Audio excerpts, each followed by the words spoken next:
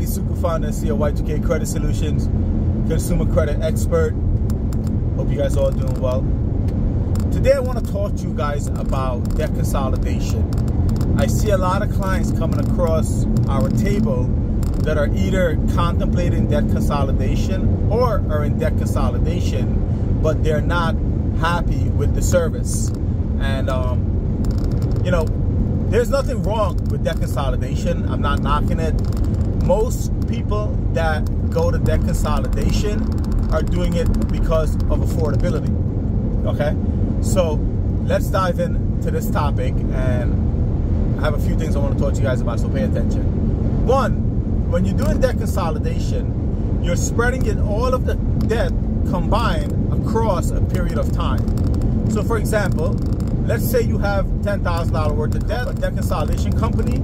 And keep in mind, I'm saying debt consolidation. I'm not saying debt settlement, debt consolidation.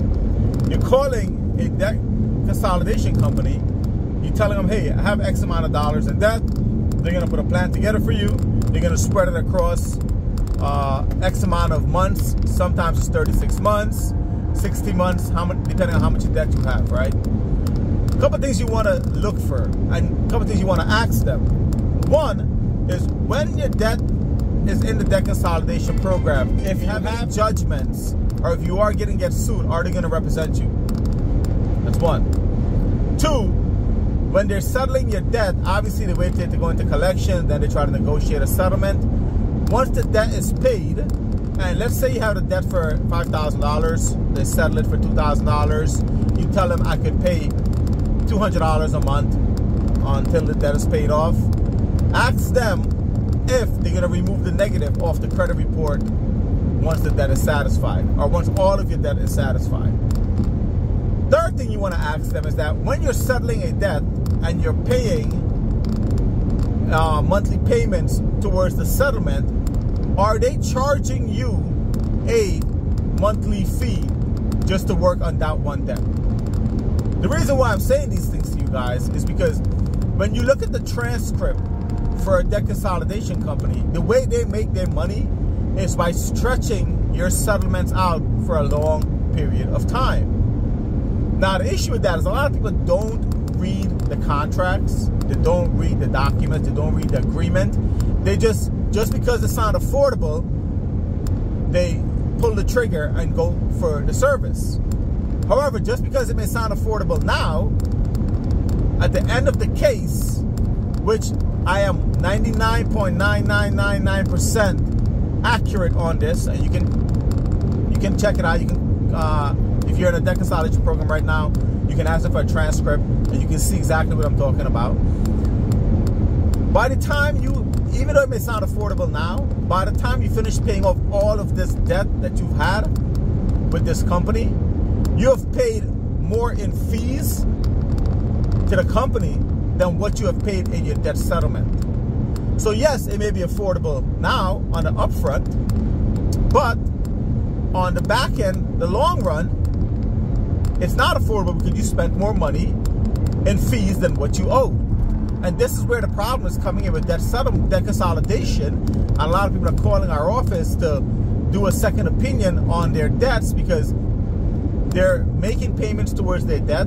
The companies are not providing transcript, monthly updates, keeping them in the loop what's going on. They always have to call the company, or they have to wait for the company to call them or settle a debt.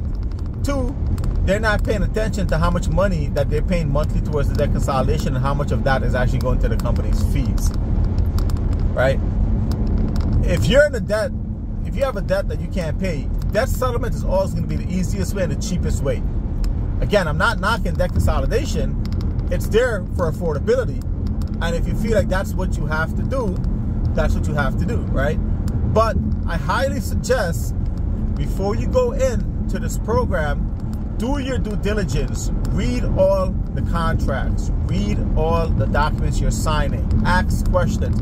I gave you guys 5 questions that are very important that everyone should be asking at that consolidation company before they utilize their service.